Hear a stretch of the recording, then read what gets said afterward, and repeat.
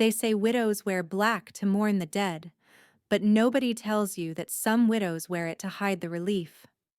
I buried my husband on a Tuesday morning under skies so gray they seemed to absorb all color from the world, and by Tuesday evening, a man I'd never met was sitting in my living room explaining why I belonged to him now. The funeral had been small, which suited me fine.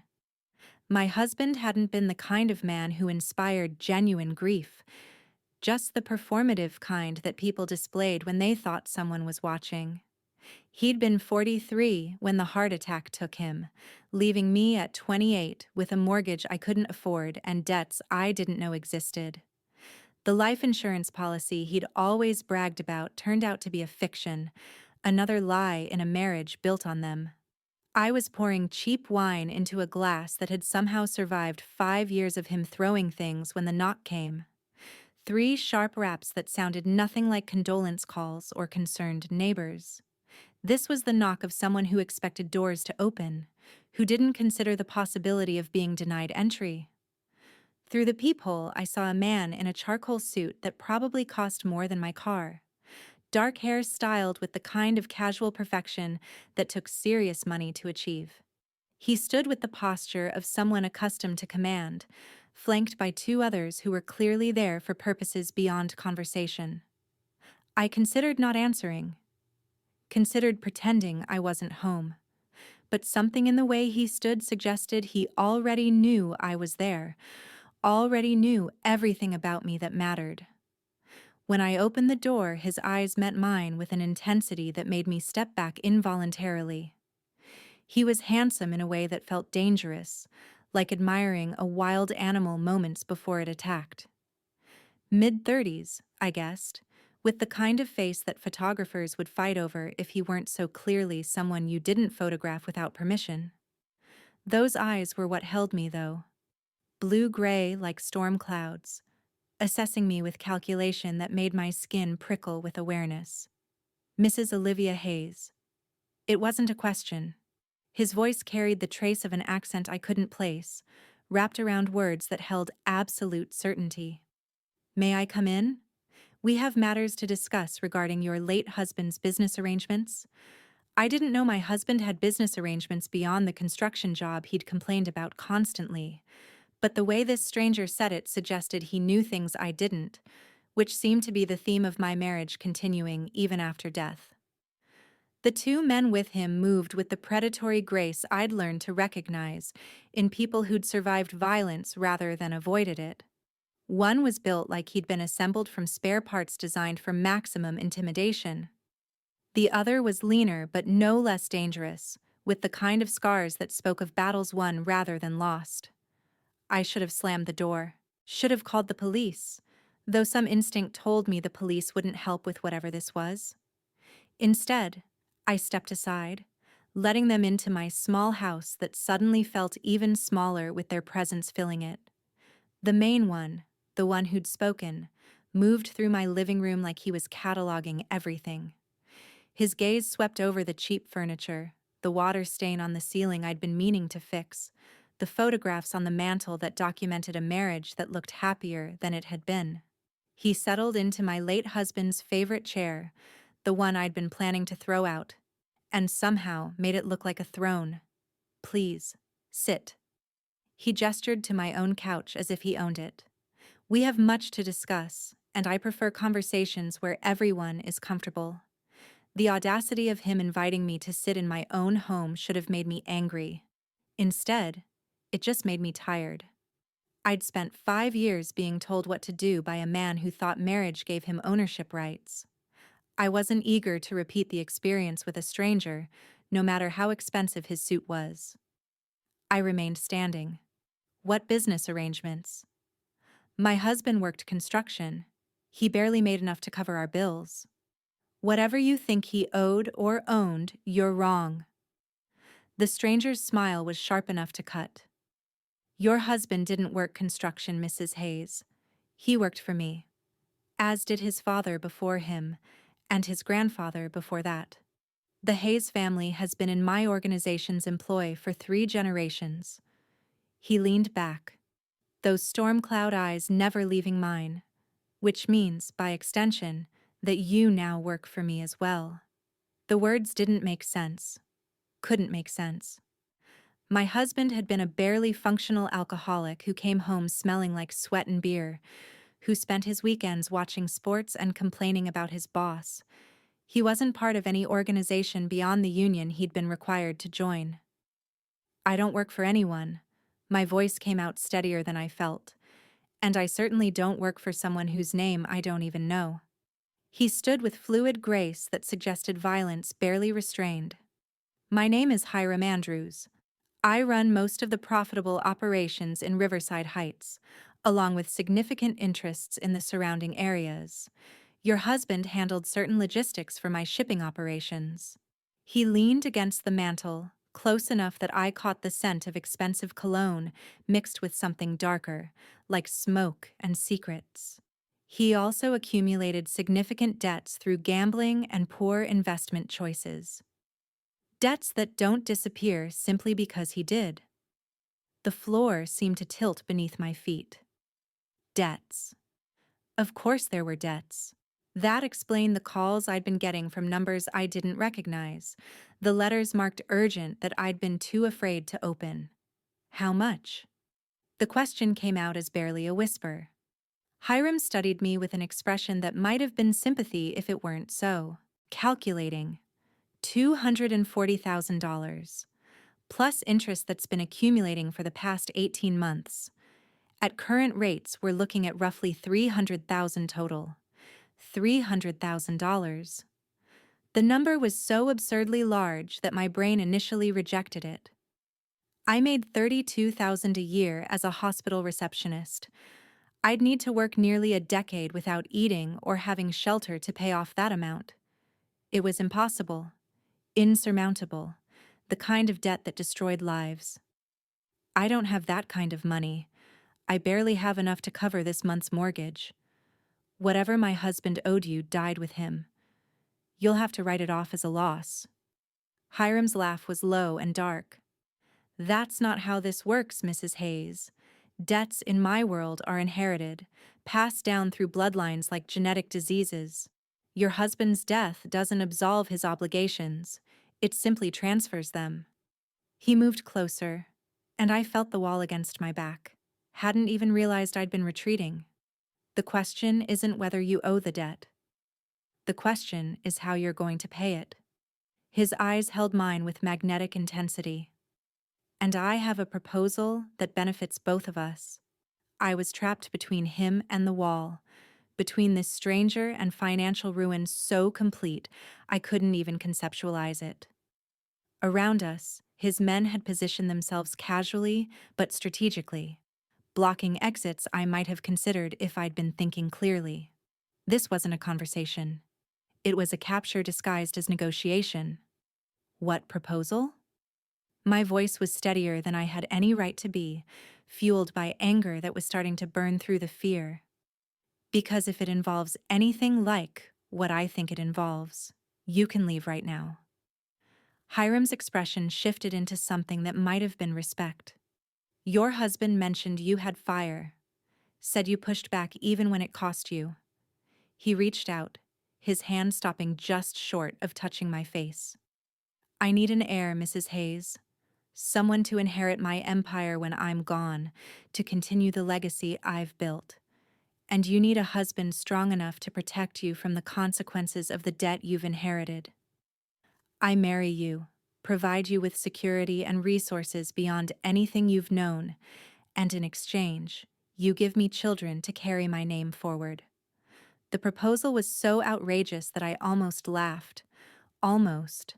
But the serious expression on his face, the way his men remained alert and ready, suggested this wasn't a joke or some elaborate test. He was genuinely proposing marriage to a widow he'd met 5 minutes ago, offering it as a solution to a debt I didn't know I owed. You're insane. I pushed away from the wall, putting distance between us even though there was nowhere to go in my small living room. I'm not marrying you. I don't even know you. You walk into my house on the day of my husband's funeral and expect me to just agree to become your wife and produce your children, like I'm some kind of transaction. His expression didn't change, but something cold flickered in those storm cloud eyes. I'm offering you a choice, Olivia. May I call you Olivia? He didn't wait for permission. You can marry me, live in comfort and security, raise children who will want for nothing. Or you can refuse, and I'll collect the debt through more traditional means. Selling this house won't even make a dent. Garnishing your wages would take lifetimes you don't have. His voice was gentle but implacable. The people your husband borrowed from aren't as patient as I am. They'll take payment in ways that will break you long before the debt is satisfied. The threat was clear even though he'd wrapped it in reasonable words. Marry him, or face consequences that extended beyond simple financial ruin. I thought about my husband, about 5 years of feeling trapped in a marriage that had been more prison than partnership. Thought about finally being free only to be immediately captured by someone else's plans.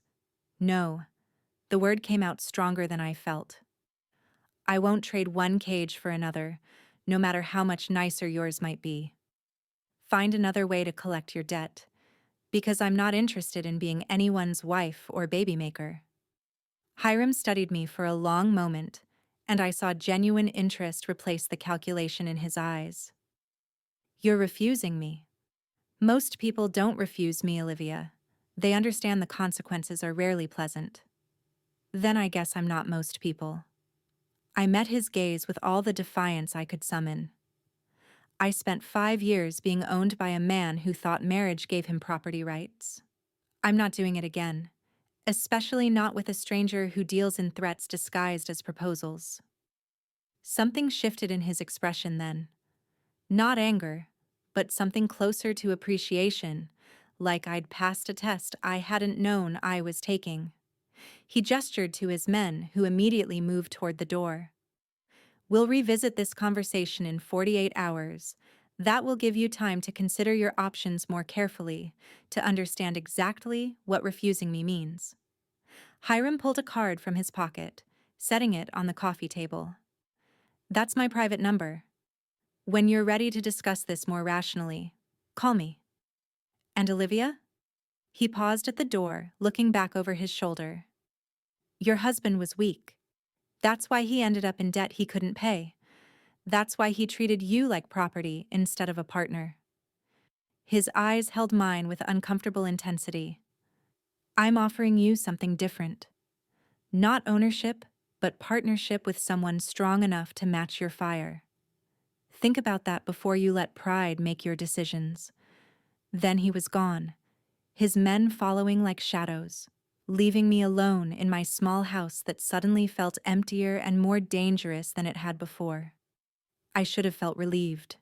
Should have celebrated driving off a man who'd walked into my home and demanded I become his wife. Instead, I felt the weight of $300,000 pressing down on me like physical force. Felt the future narrowing into a tunnel with no visible exit. That night, I opened all the letters I'd been avoiding, the ones marked urgent and final notice. The picture they painted was worse than I'd imagined. My husband hadn't just gambled. He'd borrowed money from multiple sources, using our house as collateral without my knowledge. Had forged my signature on documents that made me legally responsible for debts I'd never agreed to. Had systematically destroyed any financial security we might have had while I worked my hospital job and tried to keep our household functioning. By morning, I'd calculated the numbers 17 different ways, hoping one of them would offer a solution that didn't involve marrying a stranger or losing everything I had. None did. The house would be foreclosed on within 3 months. My wages were already being garnished for debts I was just discovering, and the calls from unknown numbers were getting more aggressive, more threatening. Hiram Andrews' proposal was starting to look less like a threat and more like a lifeline, however poisoned. I lasted 36 hours before I called the number on his card. He answered on the second ring, his voice carrying the suggestion that he'd been expecting my call. Olivia. Not a question, Just acknowledgement. I'm calling to discuss the terms. My voice was steadier than my hands, which were shaking as I gripped the phone. If I agree to this, if I even consider it, I need to understand exactly what you're offering and what you expect in return. There was satisfaction in his tone, but he kept it professional. Come to my office this afternoon. 3 o'clock. The address is on the card. We'll discuss everything in detail. Put it all in writing so there's no confusion about our arrangement. He paused, and I heard something that might have been concern. And Olivia? Come alone. Don't tell anyone where you're going or why. The fewer people who know about our business, the safer you'll be. The address led me to a building downtown that looked like an ordinary office complex from the outside. Inside was different. Security that scanned me 3 times before allowing me past the lobby. Elevators that required special access. Hallways lined with art that probably cost more than houses. This wasn't just an office. It was a fortress disguised as legitimate business space. Hiram's office occupied the entire top floor, with windows that offered panoramic views of Riverside Heights sprawling beneath us like a kingdom laid out for inspection. He stood at those windows when I entered, his back to me, hands clasped behind him in a posture that suggested deep thought or careful calculation. Thank you for coming. He turned, and in the afternoon light, I could see details I'd missed in my dim living room. The scar along his jawline that suggested violence survived. The way his expensive suit couldn't quite hide the athletic build beneath. The calculating intelligence in those storm cloud eyes that made it clear he was always 3 moves ahead of everyone else. Please, sit. We have much to discuss. This time, I sat. Not because he'd invited me to sit in his space, but because my legs felt unsteady beneath the weight of what I was considering. Around us, the city stretched out like evidence of his power, proof that he controlled more than I could comprehend. I need to know what you expect. I kept my voice level, professional, as if this were a job interview rather than a negotiation over my future. You said you need an heir. What does that actually mean? What would this marriage look like? Hiram settled into the chair across from me, close enough to maintain intimacy, but far enough to avoid crowding. What it means is simple. I'm 34 years old with an empire that employs thousands of people directly and affects tens of thousands more indirectly. I have legitimate businesses and less legitimate ones. I have allies who depend on my strength and enemies who wait for any sign of weakness. He leaned forward slightly, his intensity focused entirely on me. What I don't have is family. No siblings, no parents, no children. When I die, everything I've built dies with me unless I create an heir to inherit it. And you want me to provide that heir. The words tasted strange in my mouth, too formal and businesslike for something as intimate as children. Yes, but not just one. I need at least 2, preferably 3. Insurance against the uncertainties of life in my world. His pale eyes held mine with uncomfortable honesty. I won't lie to you about what that means physically or emotionally. Creating those children will require intimacy between us, whether genuine affection develops or not. The bluntness should have offended me. Instead, it was almost refreshing after 5 years of my husband's manipulations disguised as romance. At least Hiram was honest about what he wanted and why. And in exchange, you erase my debt and provide what? Security? Resources? I need specifics, not vague promises. Hiram pulled out a folder, sliding it across the table. Inside were documents that detailed an arrangement more thorough than any prenuptial agreement I'd ever heard of. Full debt forgiveness, not just for the $300,000, but for all the smaller debts my husband had accumulated. A house in the secure neighborhood where Hiram lived, worth easily $2 million. An allowance that was more than triple my current annual salary, just for personal expenses. Access to the best health care, education for any children we had, protection by his security team. It was more money, more security, more of everything than I'd ever imagined having. What's the catch? Because this seems too generous for what you're asking. There's always a catch. His smile was sharp. The catch is that you belong to me, Olivia. Not as property, but as partner in ways that most marriages never achieve. You'll be the mother of my children, which means you'll be protected with the same intensity I protect everything I value. You'll also be a target, because my enemies will see you as a weakness to exploit. His expression grew serious. And once we're married, there's no divorce, no separation, no walking away because things get difficult. You commit to this, you commit for life. Divorce isn't exactly appealing after my first marriage. The words came out more bitter than I intended. But I need to know what life would actually look like. Would I be a prisoner in a nice house? Or would I have freedom? Would you expect me to quit my job? What about friends? Family? My own life? You'd have more freedom than you do now, actually. Hiram's voice was surprisingly gentle. You could keep working if you wanted, though I'd prefer you didn't once you're pregnant. Security concerns, not control. You'd have access to resources that would let you pursue interests or education you couldn't afford before. Friends and family would be welcome, though they'd need security clearance for visits once children are involved. His eyes searched mine. I'm not looking for a prisoner, Olivia. I'm looking for someone strong enough to stand beside me, to raise children who will inherit both power and principles. But I need to know you understand what you'd be walking into. The enemies I have don't play fair. They'll use you against me if they can. Which brings me to my next question. Why me? I kept my gaze steady even as my heart hammered. You could have anyone. Beautiful women. Wealthy women. Women who understand your world already. Why a widow with debt and a dead-end job? Why someone who knows nothing about whatever empire you've built? Because you have something those other women don't. Hiram stood, moving to the windows and gesturing for me to join him. From here, we could see the whole city laid out below, could trace the geography of power he commanded.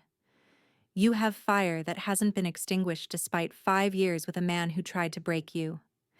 You have intelligence you've never had the chance to fully use, and you have something rare in my world, genuine honesty. He turned to face me, his hand coming up to cup my face with surprising gentleness. You told me no, Olivia. Refused me to my face when most people would have agreed out of fear. That takes courage I can't buy or train. That's the kind of strength my children will need. His thumb traced across my cheekbone. I could marry someone from my world. Yes. But they'd come with their own agendas, their own family politics, their own plans for power. You come with debt and determination, which means you have nothing to lose and everything to gain by being genuinely loyal. I should have pulled away from his touch, should have maintained the distance that let me think clearly. But something in his words resonated with a part of me that had felt unseen for so long. He wasn't offering me a fairy tale. He was offering me a transaction based on mutual need. And, somehow, that honesty felt more valuable than any romantic lie. I want 72 hours to think about this. I stepped back, creating space to breathe. This is the biggest decision of my life. I need time to really consider what it means, to make sure I understand all the implications. Hiram nodded slowly. 72 hours. But Olivia, during that time, I need you to be careful. The people your husband owed money to, they're not patient. And they're not kind. He pulled out his phone, typing quickly. I'm assigning you security whether you agree to marry me or not. You won't see them, but they'll keep you safe until you make your decision. I should have argued, should have insisted I didn't need protection. But the truth was, I was scared. The threatening calls had escalated. Someone had been following me home from work. The freedom I'd thought I'd gain from widowhood was turning into a different kind of trap. Thank you. The words felt inadequate, but they were all I had. Hiram walked me to the door, his hand resting briefly on the small of my back in a gesture that felt possessive and protective simultaneously. I'll wait for your call. But, Olivia, think carefully about what freedom actually means. Sometimes the cage with the most space is still a cage. Sometimes partnership with someone powerful gives you more freedom than being alone and vulnerable ever could.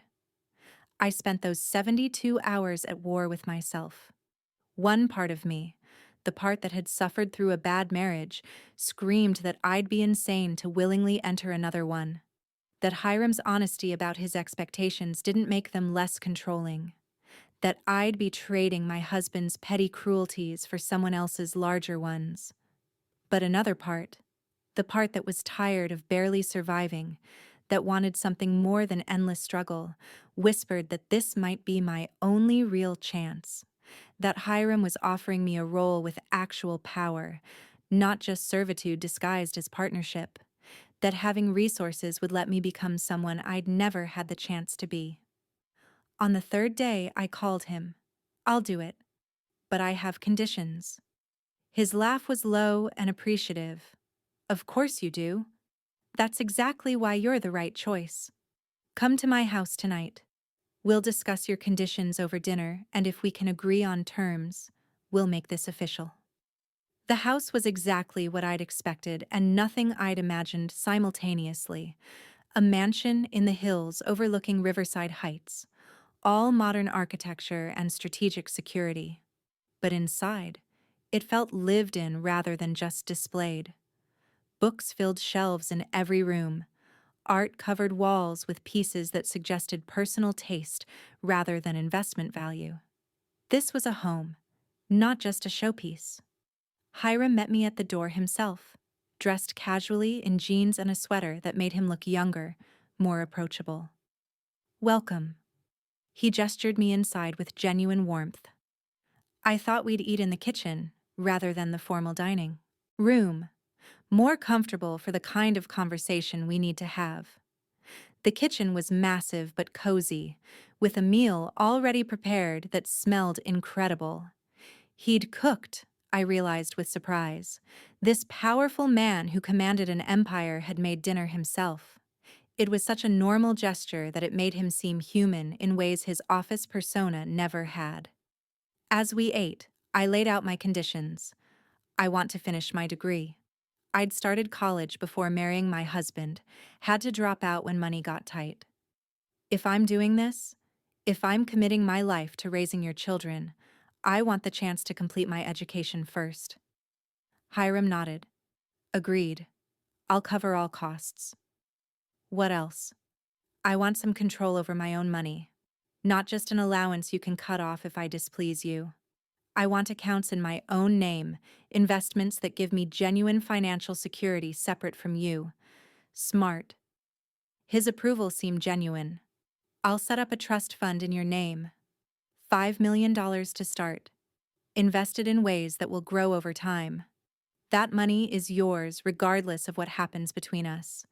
The amount was so staggering I couldn't immediately process it. $5 million. More money than I'd make in multiple lifetimes at my current job. Money that would give me genuine options, real freedom even within the structure of our arrangement, and protection. Not just for me, but for any children we have. I need to know they'll be safe, that your enemies won't be able to use them against you. That's non-negotiable. Olivia, protecting our children will be my highest priority. Hiram's voice was intense with sincerity. I won't bring them into this world unless I can guarantee their safety as much as possible. The security measures I have in place are more extensive than you can imagine. One more thing.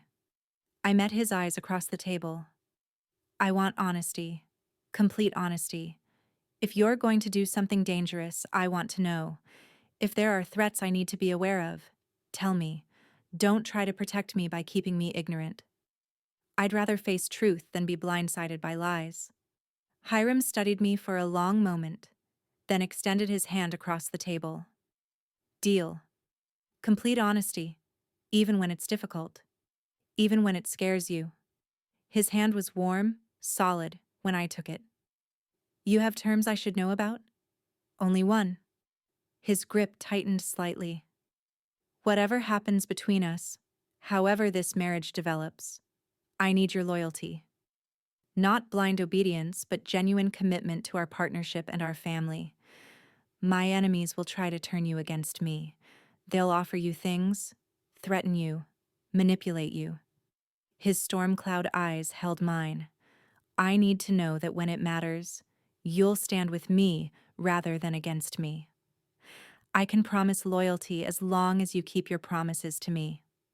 The words felt like a vow, even though we hadn't officially agreed to anything yet. As long as you're honest, as long as you protect our children, as long as you treat me as a partner rather than property, I'll stand beside you against whatever comes. Something shifted in his expression then, satisfaction mixed with something that looked almost like relief. Then we have an agreement. He stood, pulling me up with him. We'll marry in 2 weeks. That gives you time to finish anything you need to complete, to say goodbye to your old life. His hand came up to cup my face. And Olivia, I know this isn't a love match. I know we're entering this for practical reasons. But I promise you won't regret choosing partnership with me over the alternatives. The wedding was small, held in his home with only necessary witnesses present. I wore a simple dress I'd bought with money from the account he'd already established for me. No family attended because explaining this marriage to my mother would have required truths I wasn't ready to share.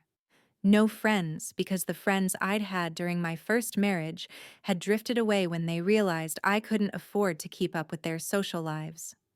It should have felt lonely, standing beside a man I barely knew and promising forever. Instead, it felt like stepping through a door into a future that was uncertain but mine in ways my previous life never had been. The kiss that sealed our vows was brief, professional, but I felt electricity in it that suggested our marriage might become something beyond the transaction we'd negotiated. That night, he gave me space, showed me to a bedroom separate from his, explained that physical intimacy would happen when I was ready, not on some predetermined schedule. It was such a contrast to my first wedding night, when my previous husband had assumed marriage gave him immediate access to everything, that I almost wept with relief. Over the next 3 months, we learned each other in ways that had nothing to do with physical intimacy. I discovered he was an early riser who made excellent coffee and liked to watch the sunrise from the windows of his office. He learned I was a night person who did my best thinking after midnight, who liked old movies and classical music I'd never been able to afford to experience live. We had dinner together most nights, conversations that ranged from his business operations to my studies to current events and philosophy. He included me in meetings when appropriate, let me see how he actually ran his empire. And slowly, gradually, I began to understand what he'd built. It wasn't just criminal enterprise, though that existed. It was a complex network of legitimate and illegitimate businesses that employed thousands, that filled needs the official economy couldn't or wouldn't address. There was violence, yes, darkness that I had to learn to accept as part of his world. But there was also genuine care for the people who depended on him, a sense of responsibility that extended beyond simple profit. The physical relationship developed naturally, almost inevitably.